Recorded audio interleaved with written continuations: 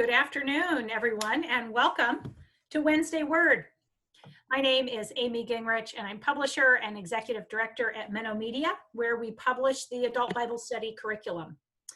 Our Adult Bible Study provides a quarterly study of the Bible from an Anabaptist perspective, and we know this study is used by many Sunday school classes each year across the United States and Canada. Since churches first started meeting digitally in March with the onset of COVID-19, our team has been thinking about how to deliver additional helps to congregations at this time. This new webinar series, as well as our Adaptive Church webinar series that we're offering for pastors and church leaders, grew out of that thinking.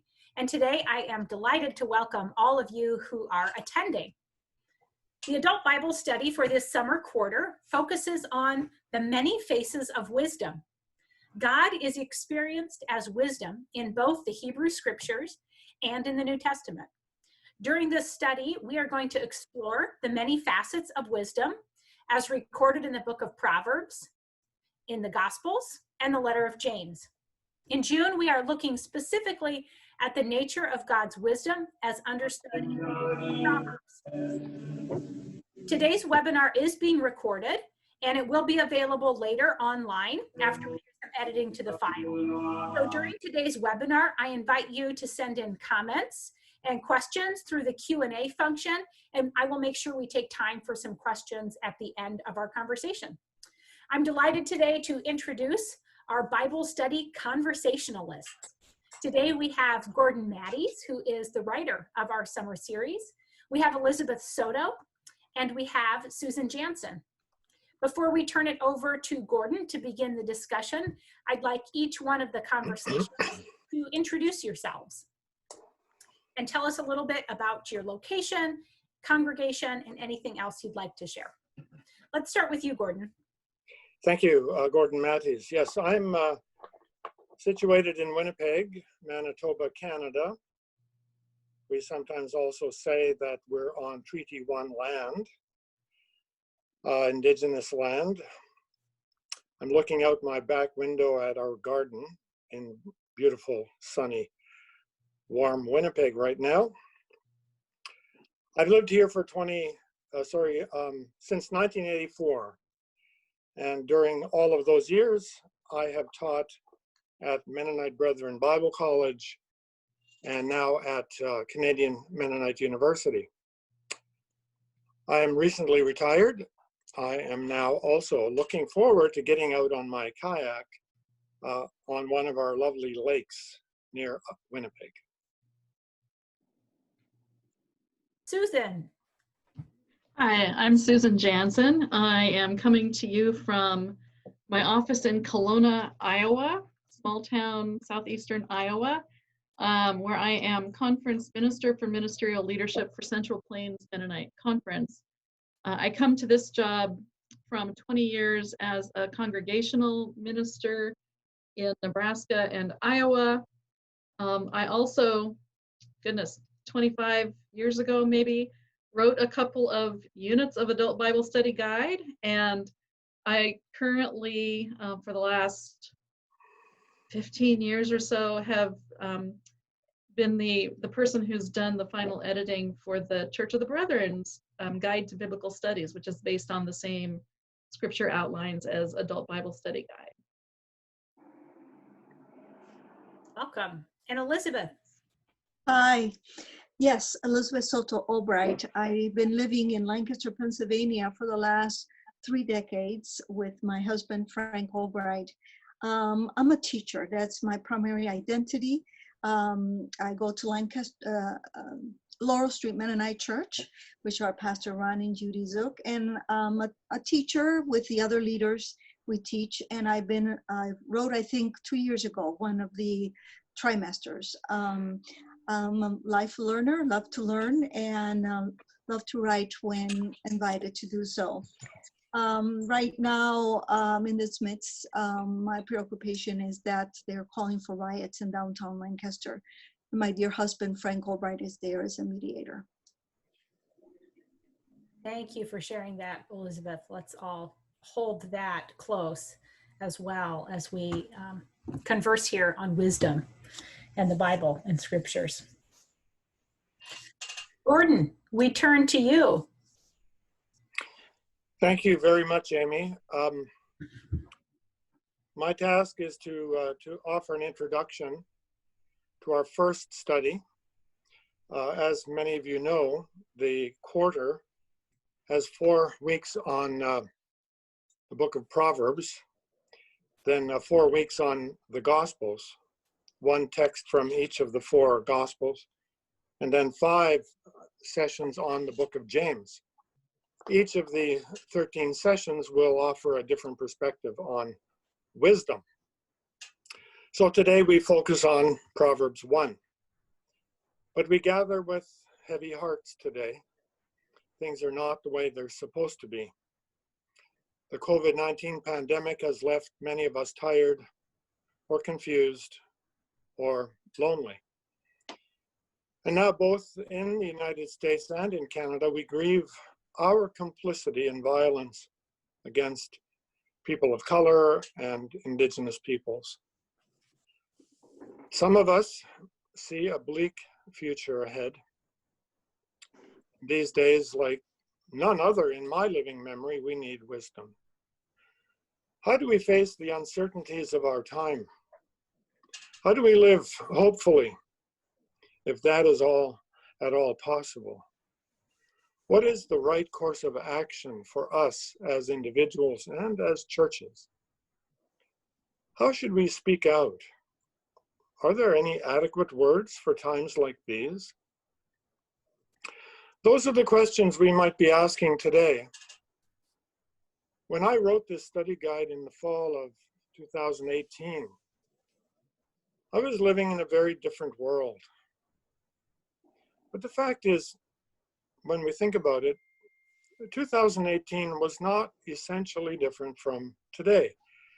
Climate crisis, racism, Indigenous claims to the land, especially here in Canada, especially with respect to Indigenous participation in determining how the land and its resources should be used. We still live in an extraction economy in which our taking corresponds to our wants instead of our needs. Yesterday, so I discovered, was Blackout Tuesday. My Instagram pages were flooded with black screens. And we know why. It's time to listen. It's time to pay attention. It's time to rethink how we shape our life together. It's time, again, to consider how to become wise. And why not begin that quest by considering the book of Proverbs? Now, if you're able, you might want to have a Bible open at Proverbs Chapter 1. In these 4 weeks, I will be looking in particular at Proverbs 1, 2, 8, and 9. And if you have an interest, you might like to read the entire book of Proverbs in these 4 weeks. So now, let's turn to Proverbs Chapter 1. The first chapter of the book offers at least 2 simple invitations. First, now is the time to immerse ourselves in the only important task at hand. Learn to become wise by listening to what needs to be heard today. And second, now is the time to set aside our human tendencies to shape our lives according to the counterfeit voices of our time. Neither of those tasks is easy. As we look at Proverbs 1 in a few minutes, we will explore those invitations. Before we do that, I'd like to offer 4 observations about the wisdom circles that collected and edited the book of Proverbs, and then who also offered us the books of Job and Ecclesiastes as a counterpoint. Together, these 3 books have been called wisdom literature. They offer a wide-ranging perspective on what the sages, or the wise ones of ancient Israel, understood to be of utmost importance for living a fruitful and a flourishing life within the community of the wise. So now to my 4 general observations. And of course, as soon as you say 4, you could probably add 5, 6, 7, and 8, but I'm going to limit it to 4. First of all, wisdom is not some esoteric mystery. Wisdom is essentially a skill that can be acquired and learned. For example, in the book of Exodus, those who built the tabernacle in the wilderness had developed the wisdom or the skills for weaving and for metalwork. And the book of Exodus describes their skill as a kind of wisdom. Now, wisdom also involved diplomacy, as we see in the examples of the wise woman of Tekoa in 2 Samuel 14, and other political advisors in the books of Samuel and Kings.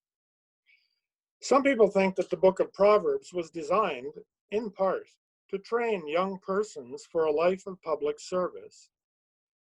As we will see, the first skills training ground was the home. C is a web television series that first aired in... Oops, I'm sorry. Wisdom is, sorry. So as we will see, the first skills training ground was the home. Now second, wisdom is deduced from observations about everyday life. I love proverbs like this one from chapter 20, verse 14. Bad, bad, says the buyer, who then goes away and boasts. Or this one from Proverbs 26:17. Like someone who takes a passing dog by the ears, so is one who meddles in the quarrel of another. Ordinary observations about everyday life. Now, Solomon is famous for his wisdom, which included researching and exploring the natural world. In 1 Kings 4:33, we read of his speaking about trees, animals, birds, reptiles, and fish. Ecclesiastes puts it well. I looked, I saw, I concluded. So wisdom is based on observations about everyday life. And that leads us to a third point.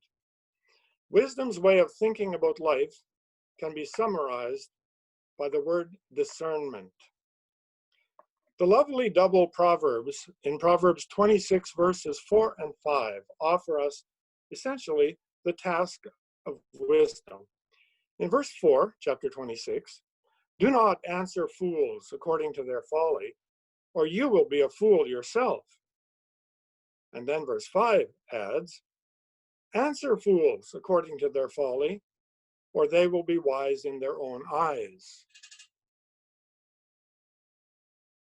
So wisdom isn't cut and dried.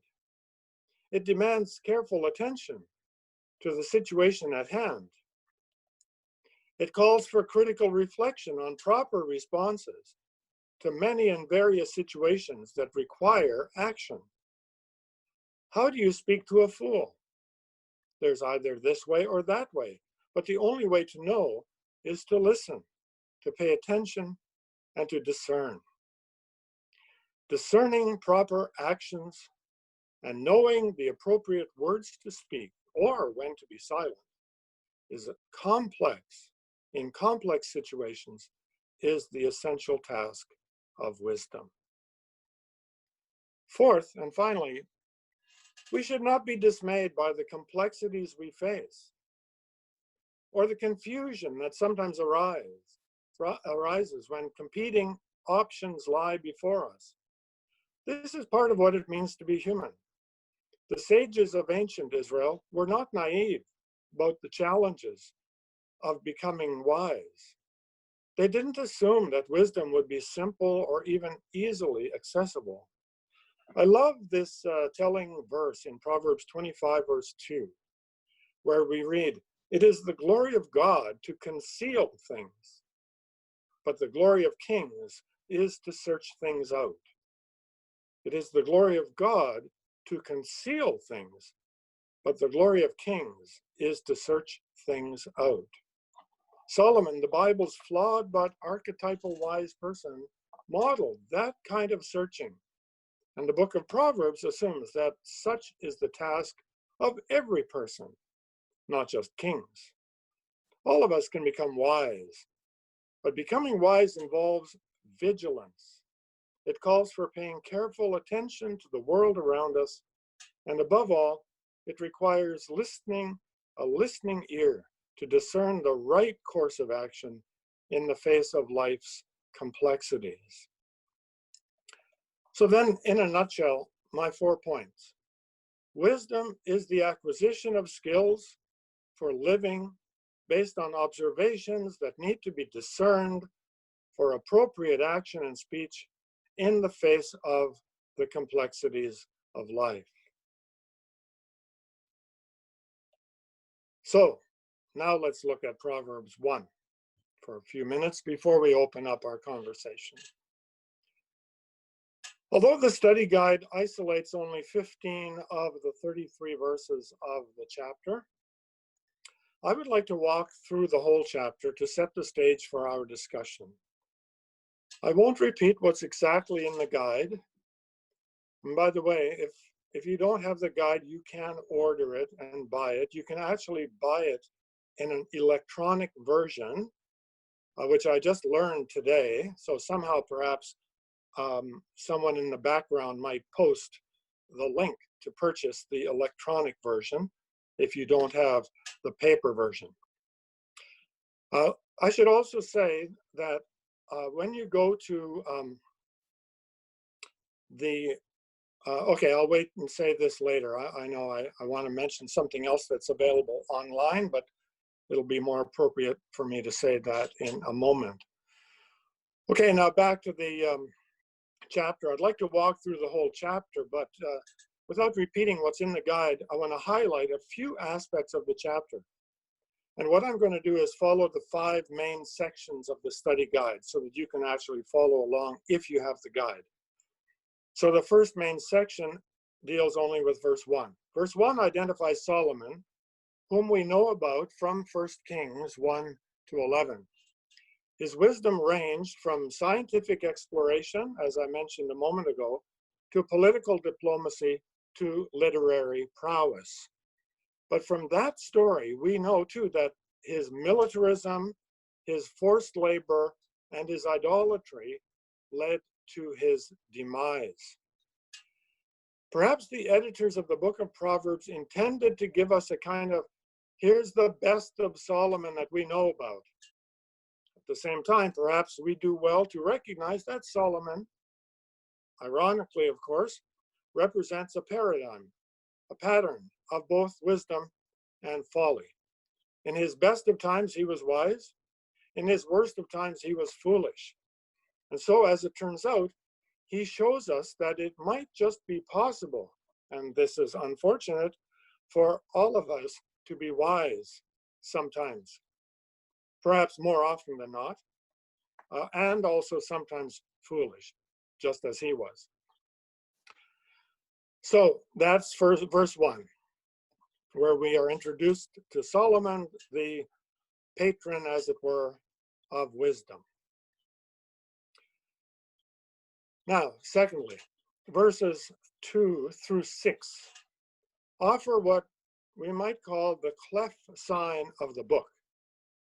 You musicians will know what that means. It tells us, here's what we're dealing with in the chapters that follow. This is the kind of stuff that this book is interested in. This is the kind of thing that we, the editors of this book, want you to pay attention to. So yes, wisdom is about words of insight, verse 2. But what are these words of insight for? They are for gaining skill for life in public. You see, the words of righteousness, justice, and equity in verse 3 suggest that wisdom isn't simply about correct thinking, but about life and action in the world. Verse 5 makes it clear that this is a process. Both the old and the young can learn. It's a process that is a lifelong endeavor. Wisdom is about acquiring the skill, in other words, to make sense of life in the world. Thinking critically and acting justly are two sides of the same coin. Now look at verse 7, point number 3, or section 3. Verse 7 highlights the main difference between the wise and fools. Why? Since fools despise wisdom and instruction, we read. It makes sense to imagine that the wise would gravitate naturally to learning the skills needed for a flourishing life. At the heart of that orientation toward wisdom, toward learning the skills necessary for a flourishing life, at the heart of that orientation is this enigmatic phrase, the fear of the Lord. In other places in Proverbs, fear of the Lord, as in, for example, chapter 8, verse 13, is equivalent in a parallel statement in verse 13 to equivalent to turning away from evil. Job 28, verse 28 combines these two ideas. In that verse, we read, truly, the fear of the Lord, that is wisdom, and to depart from evil is understanding. So in that parallel statement, wisdom and understanding are compared to fear of the Lord and departing from evil. So we're dealing with a moral worldview.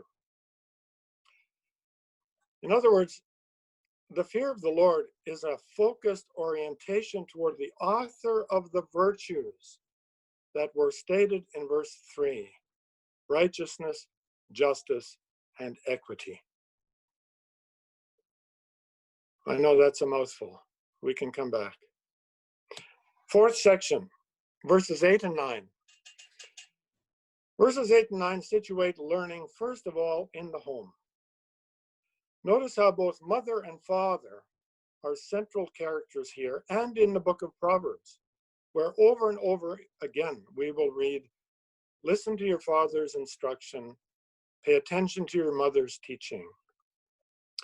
For mother and father model and teach wisdom, the practical skills needed for flourishing in public life.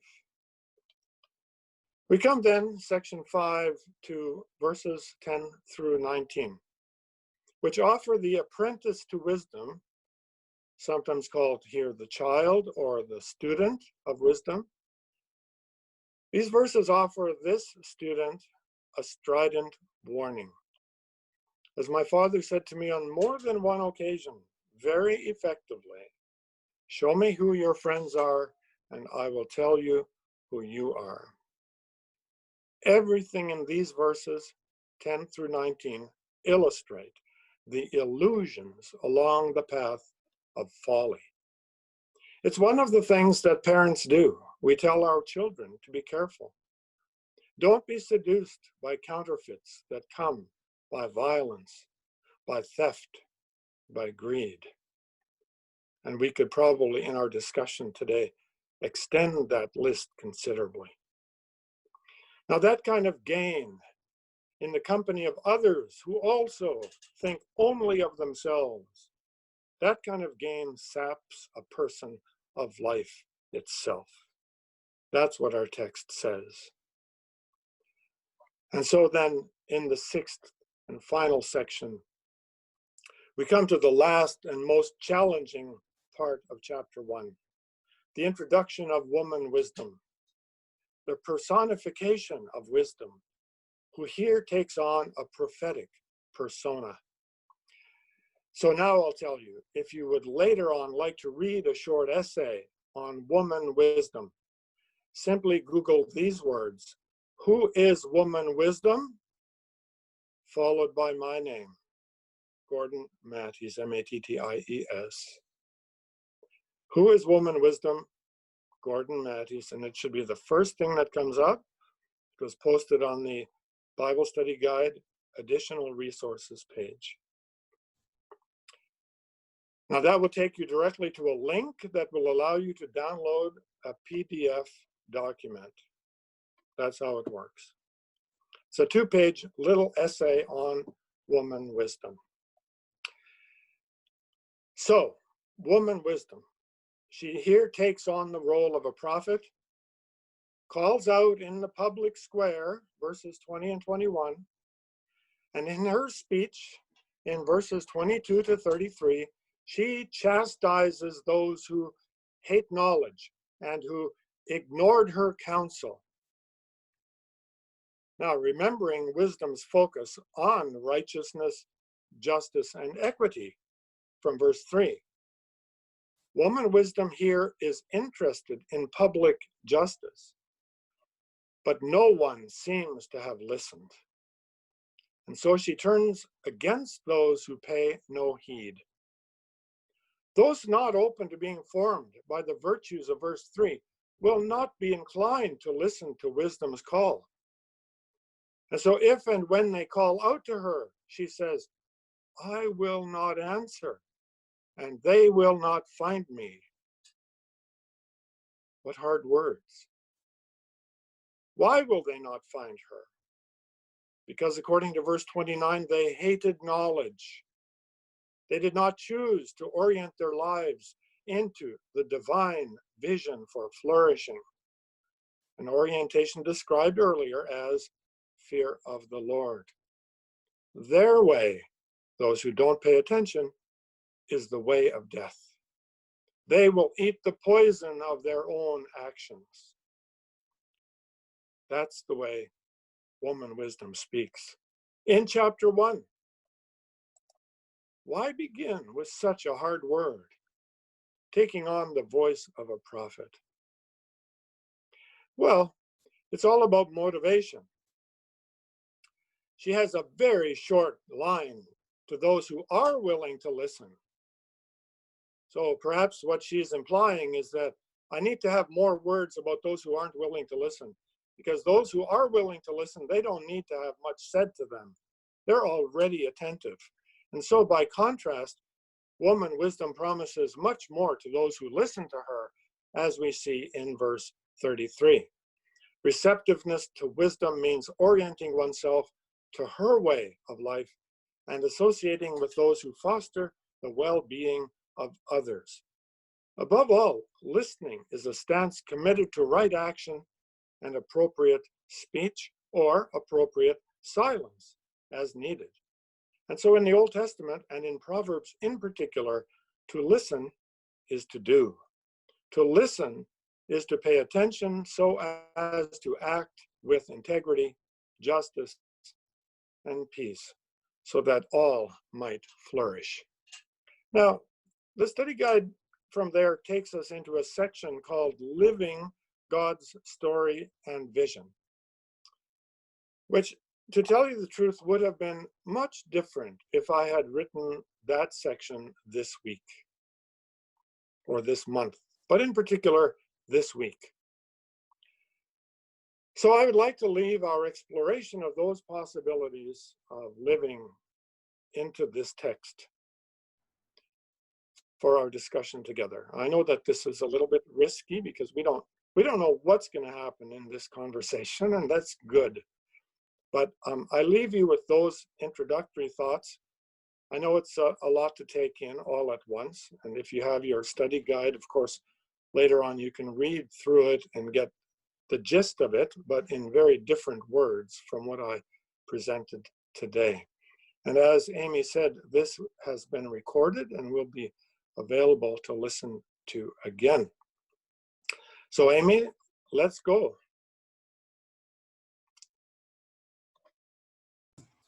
All right, and Susan and Elizabeth, I saw you taking notes. I've been taking some notes as well. So let's start to unpack what Gordon has shared here today. Where do you two want to start with his 4 summary statements? Do you want to start with exploring this text at this particular moment in time? I would like to still stay with the text in its context and its historical moment, and in the wonderful introduction of Gordon. And then that will lead us into more discussion. Just basically 2 comments. I continue to think the post-exilic period of this type of literature, a community of believers coming back to a different life, coming from Babylonia into home or whatever, into a new life. Yet there are believers in the one God, Jehovah God. And then comes out this beautiful literature coming out of the wisdom of life. What have we learned? We have the Torah, we have the commandments, we have all this, but there's something still missing as we're settling back to a new life. So I keep on thinking about that. I hear as well an ongoing invitation of the writers to listen and to act appropriately. And I wonder, Gordon and Sue, in this conversation, is the writers offering us a moral compass, a direction, you know, what north are we heading, not as individual, because in the Hebrew scripture, we don't have that individual more than the community, right? Where are we heading towards? And here are some values, some principles that we could hold on as a new way of thinking and a new way of life. I leave it there. No, I think you're right about the return from exile. These Proverbs, the Book of Proverbs, was probably collected over centuries, edited and compiled very deliberately. They don't all come from Solomon. They come from many places in life. But above all, they are sayings, reflections on ordinary life over the centuries. These weren't, the people who made up these proverbs are not somehow unique. I was going to bring along some books to show you, but I can just tell you about them because I forgot to bring them. A student of mine once gave me a book called 1,000 Kikuyu Proverbs from Africa. Another book I have is 1,000 Chinese Proverbs. Then I have the Oxford Dictionary of English Proverbs.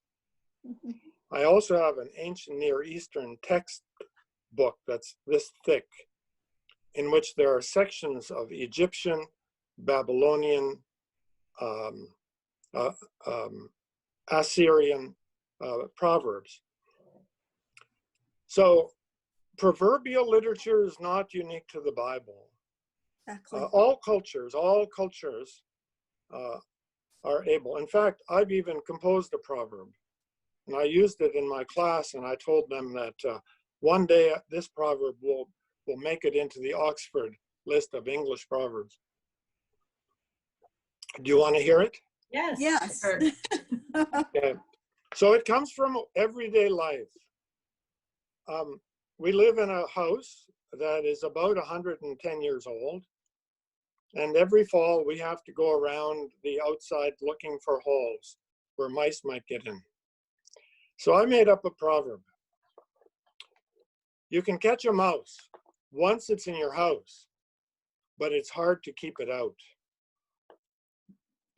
Now, that's just a proverb about ordinary life, but if you think about it, it has ramifications for all kinds of things. Like, once I acknowledge the junk that's in my own life, I can deal with it. But as long as I don't acknowledge it, I can't. So, I mean, my students got a big kick out of that, but it's a small example of proverbial literature arising out of ordinary life. Yeah. Like, if anyone's shopped in an old city of Jerusalem or any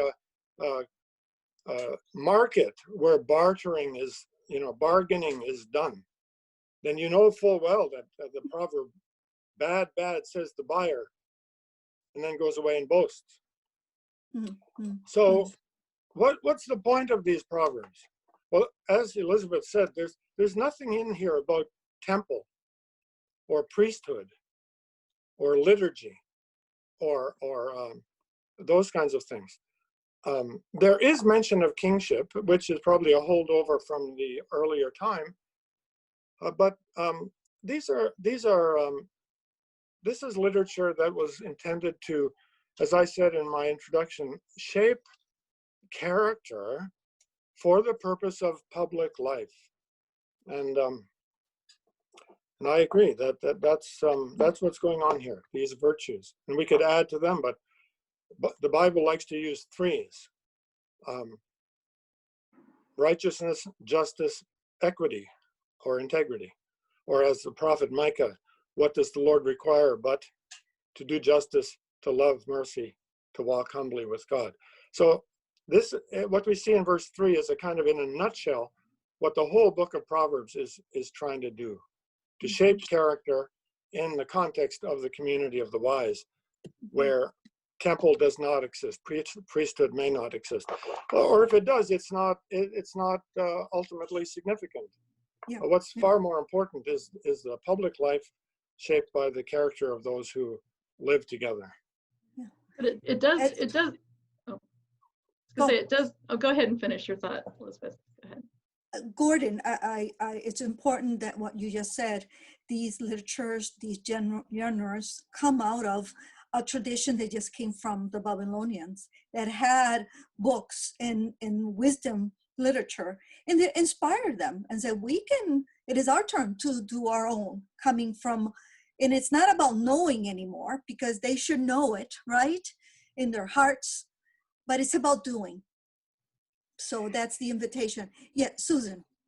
No, I was just gonna say, it also reminds me a bit, especially if we talk about the time period when this sort of came to be, I think it's Walter Brueggemann who, when he talks about the Psalms of Lament, he talks about orientation, disorientation, and reorientation. Yeah. And in a sense, what these proverbs are trying to help people do is reorient their lives into a direction that, like you said, had the justice and the integrity. And so that reminded me of that as well. Yeah, and it's Walter Brueggemann's categories have been applied to wisdom literature as well. Susan, you could also say that Proverbs is presenting an orientation. I used that word before when I spoke of fear of the Lord. Fear of the Lord is the overall rubric, the category by which to orient one's thinking, one's being, one's doing. It's a living in the context of our vulnerability, our knowing and our not knowing, our recognition that we are not our own masters, we're not our own creators. So there's an orientation, and as I think we'll see next week and the weeks after, that wisdom promises a great deal, and sometimes it promises more than actually bears itself out. Wisdom is not a guarantee against bad things happening, and yet wisdom promises, as we'll see next week, life, security. Actually, verse 33 of chapter 1 says so much. Those who attend to wisdom will live securely, will live peacefully, will have a life of flourishing. Well, yes, and of course, that's why the book of Job and the book of Ecclesiastes are so important as, you might say, counterpoints to Proverbs. If Proverbs is read all by itself, some people will take its promises exclusively to an extreme. But we can talk about that next week, because that's where that comes up.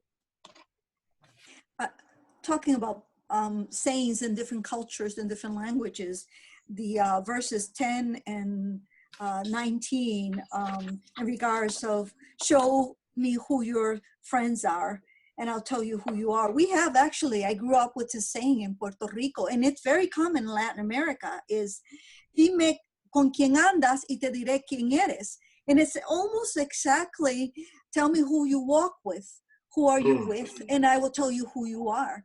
And it's a contradiction of wisdom as well. Is the embedded in is this, it is the experience of life of others, of mom and dad, of my community, of the elders. And we have another saying in my country, says that relates to the aspect of nobody learns with other people's foreign learnings. In certain way, nadie aprende con experiencias ajenas. What it says is you can receive advice, you can receive wisdom, but if you don't have the experience of life to ground this, to make wise decisions, then the wisdom of the wise is just another document, right?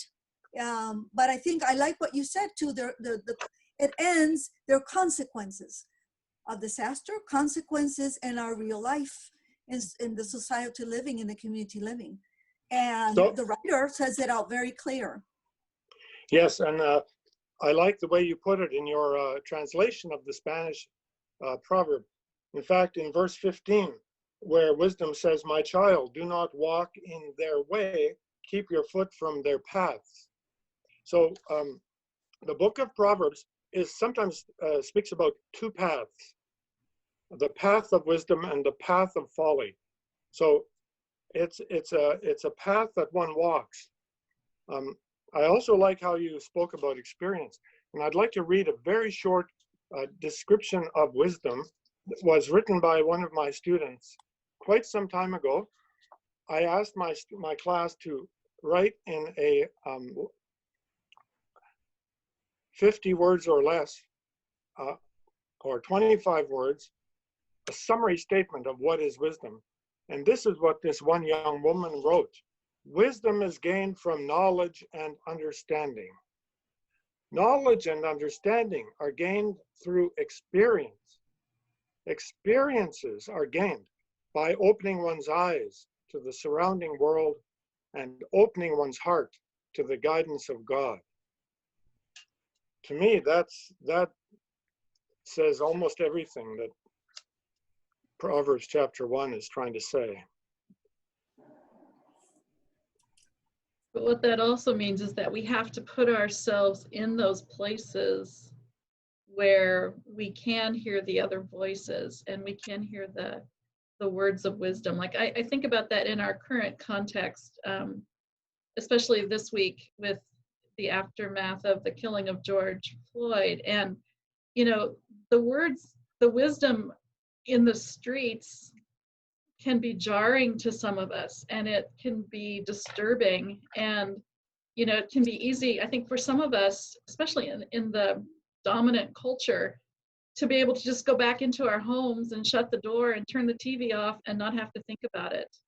Yet it is some people's everyday, it's what they experience every single day of their lives. And so to have the strength or the courage, maybe sometimes even to step out of our comfort zone and listen to the voice of wisdom that isn't the voice we often maybe think that should have wisdom, or the place it's coming from isn't the place where we seek wisdom all the time, is something that I think is really important to keep in mind as well. And that can be a stretch for a lot of us to put ourselves into those situations. You know, what I don't think most of us would have expected in Proverbs 1 is for wisdom woman to immediately, the first time she speaks, and she speaks several times in the first 9 chapters of Proverbs, we're going to meet her again. But the first time she speaks with the kinds of words that you're speaking about now.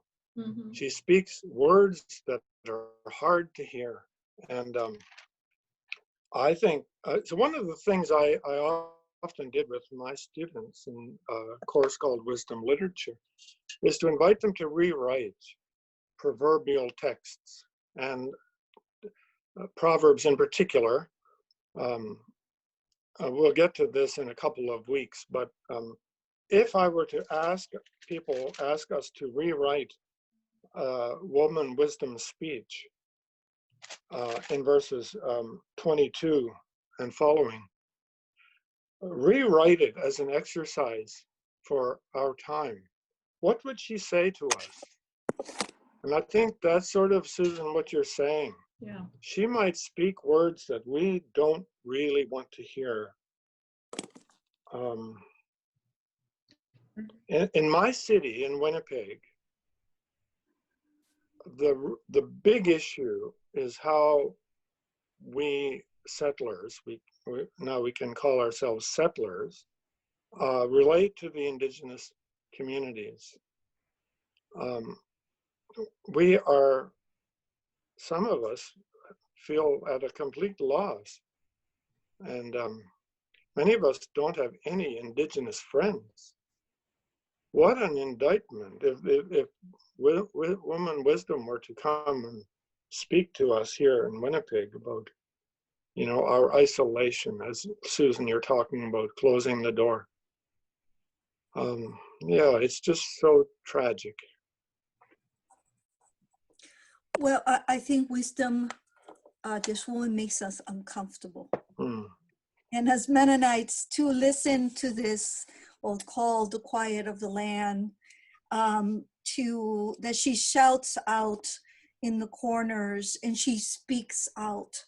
We don't want to hear it because it's not the proper way we talk.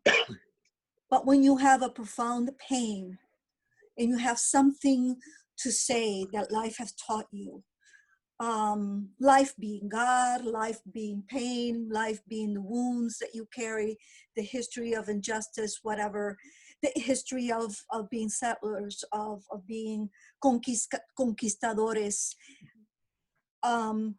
We don't want to hear it. It makes me uncomfortable. So what I love about this is it's not really about making you comfortable. So my invitation to the teachers teaching this and all of us is let's be uncomfortable. Mm-hmm.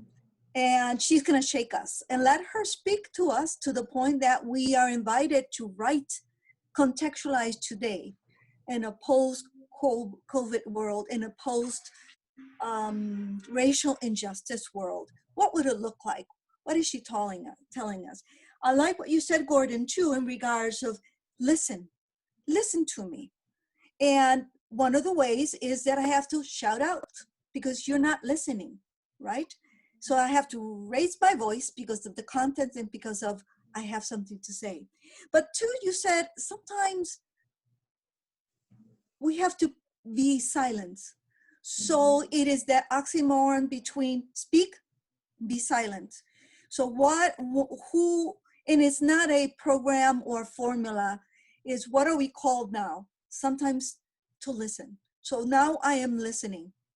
I don't want to hit the roads yet. What am I called to do? In a given moment, what are we going to do? But to listen in silence, not speak very loudly. I believe in the power of prayer, but then it should follow some degree of action. In that aspect, silence is good if it's not paralyzing us. So I like that both that duality of struggling with the text, right? Mm-hmm. I should, not to detract from what you just said, but to clarify how the Book of Proverbs is set up. The first 9 chapters are a kind of series of speeches and motivational talks that are intended to inspire and challenge. And chapter 1 is that kind of a text. Then when you get to chapter 10, then we begin the sentence literature, the proverbs that are 1 verse long or 2 verses long. And the proverbs are set up in an A-B kind of pattern, parallelism, where you say one thing and then you repeat by saying something slightly differently that puts a twist on it. So starting in chapter 10 onward, we have a very different kind of literature. But what we're looking at in these 4 weeks are only, well, for the most part, chapters 1 to 9. I'll try to introduce other proverbs along the way that illustrate what I'm saying. But to pick up on what Elizabeth said about being uncomfortable, this whole series, and especially when we get to the book of James toward the end, the book of James is also somewhat uncomfortable. And I won't steal the thunder from that lesson, but you know, it's like weep and howl, you rich.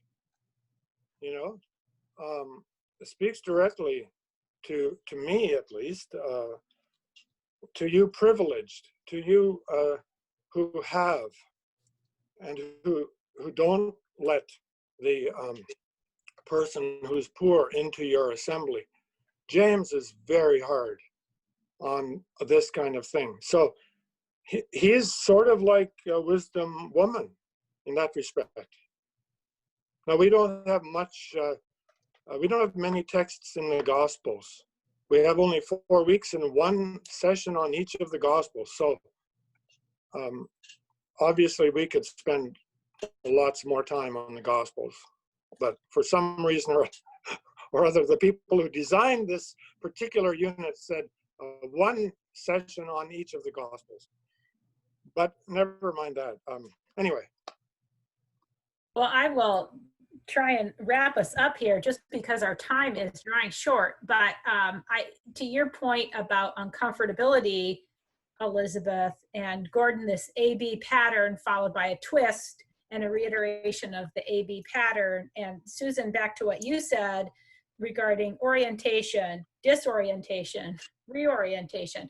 I mean, I think throughout this study, we're going to be reorienting ourselves over and over again. The study of wisdom is not one in this quarter where we pat ourselves on the back for having the answers, but it's a study where we will be diving deep and uncovering bits about what it means to be wise together each week. So I really want to thank the three of you as our conversationalists for participating today, for your time and your insights. And I'm certain that everyone who is leaving the conversation today is leaving with some fresh new insights about wisdom as well. I also want to thank everyone who's joined us today online for this webinar. We're going to be recording this. It is being recorded, I should say, and we're posting the link on our Menno Media Facebook channel, our Twitter feed, and it will then be living on our YouTube channel. So watch for it. We'll be posting it in those spots. I'll also mention a couple things that were referenced in this call. Gordon mentioned the downloadable version of Adult Bible Study. For folks in the US, you can purchase that at mennomedia.org. For folks in Canada, you can purchase that at mennomedia.ca. And at either one of those stores, you can purchase either the print Adult Bible Study material or the download version. This is new. We've never sold Adult Bible Study as a download before, but times are new. And so we're trying some new things. So please, we welcome your feedback as you check that out. And then also Gordon referenced the essay, Who is Woman Wisdom? And that's available at mennomedia.org/ABS for Adult Bible Study. So mennomedia.org/ABS, and then it's there under reproducible resources. I've also popped it in the chat for those of us who are joining here live, so you can get that. Please join us again. Gordon, you have another comment? Yes, you know, we should say that at the beginning, we mentioned that people could submit questions through the chat Q&A function. Yes. And maybe we can do that a bit more deliberately next week. I think we're limited to about an hour, so we need to discipline our time in a way that allows for people to actually participate. This is the first time we've done this, so. And we did not receive one question today, but I will make a better plug for that at the beginning next time about how people can pose their questions. I was caught up in your conversation. I was thinking, oh, I'll think of a question to toss their way, but it was good here. So we have to work out some details like that, but we for sure want to be taking time for questions next week.